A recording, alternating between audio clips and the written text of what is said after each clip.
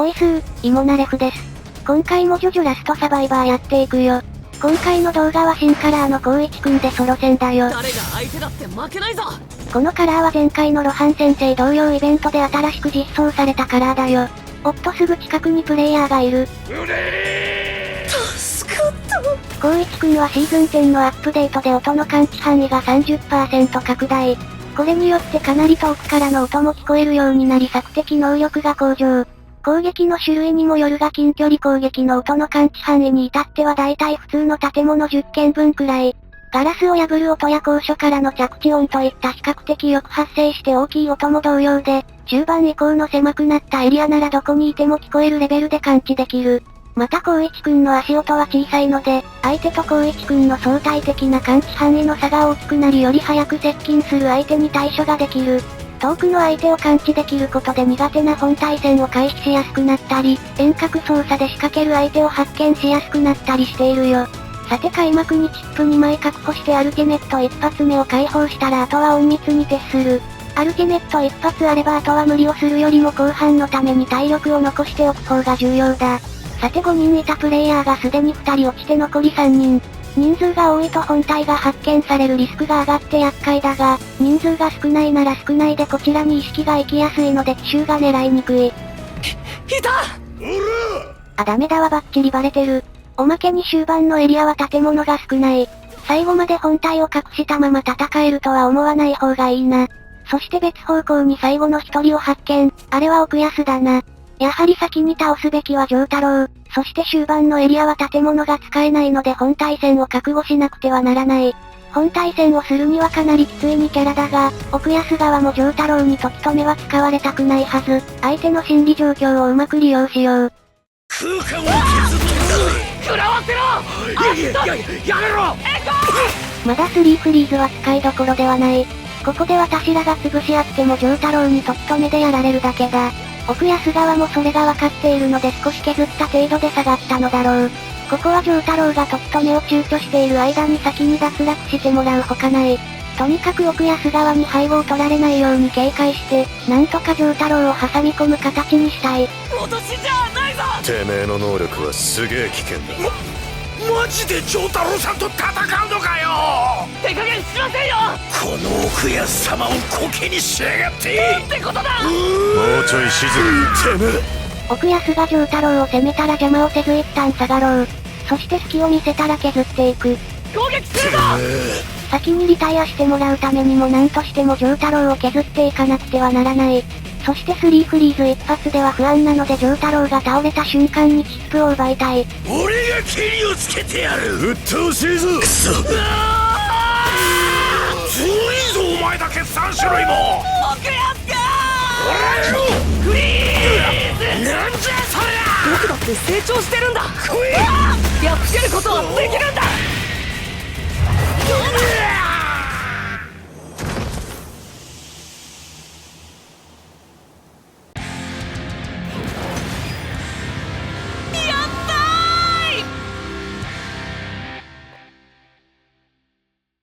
！2発目の3フリーズが命中してなんとか撃破。奥安との一騎打ちは3フリーズが命中しさえすれば光一くん側が圧倒できるが、外してしまうと逆にどうしようもなくなってしまう。なので丈太郎のチップを奪って回数に余裕を作っておきたかったがなんとかうまくいってよかった。それでは次の対戦行ってみよう。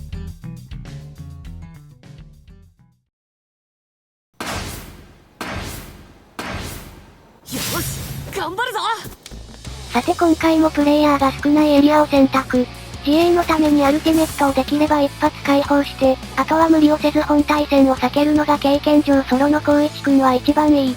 あと足の遅い光一くんは安全エリアの位置に恵まれなかった場合、ポジション取りをして遠隔操作を仕掛けている間にもう次のエリアが決まってたりする。なのでよほどのチャンスがない限り序盤中盤は、あまり遠隔操作にこだわらない方がいいのかもしれない。やったぞ！待ちな！なんで3体目の四角を倒したハイがホルホースに見つかってしまった。ここは正面から来たディアボロに押し付けてさっさと逃げるに限る。逃げるなら必死に逃げんかい！なんで？よしヘイトがディアボロに向いたな。シールドを探して後半に備えよう。さてシールドは確保できたし次の安全エリアも近いし、そろそろ仕掛けていく時だな。まずは安全エリア内のバレにくそうなポジションを確保。小柄なキャラしか通れない小窓があるトイレなんかはもし近づかれた時も逃げやすい。さて外から聞こえるのはホルホースの発砲音。他に射撃の音はしないので射撃キャラは一人と考えてもいいだろう。そうなると狙うべきは近距離タイプ。アクト1。何よ。さて他のキャラも確認しておかないとな。さっきホルホースを押し付けたディアボロなんかもまだ残っている可能性が高い。お、やっぱりいるな。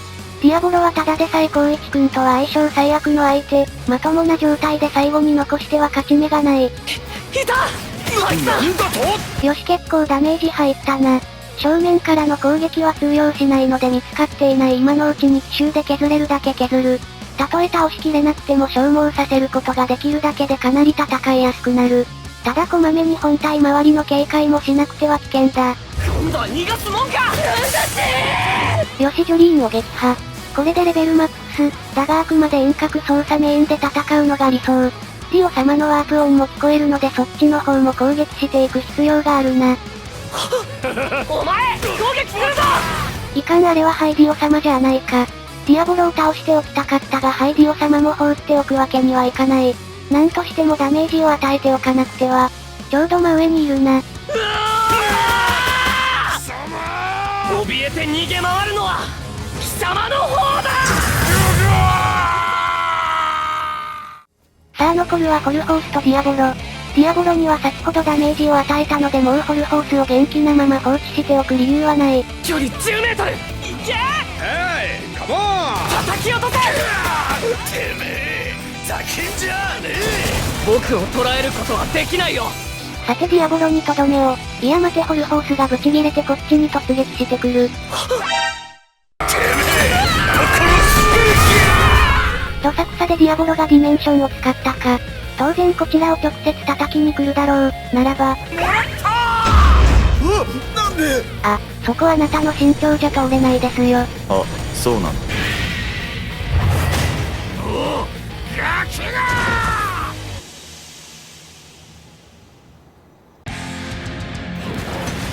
あっけないようだけどやった。万歳。ディメンションの終わり際に小窓から飛び出し、逃げ遅れたディアボロはエリア外ダメージでリタイア。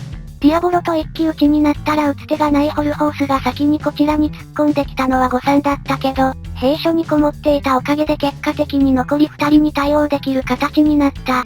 後半は最後の最後まで1バレしなかったことにより有利に戦えたため、やはり光一くんはいかにステルス任務に徹して遠隔操作に集中できるかが大事だ。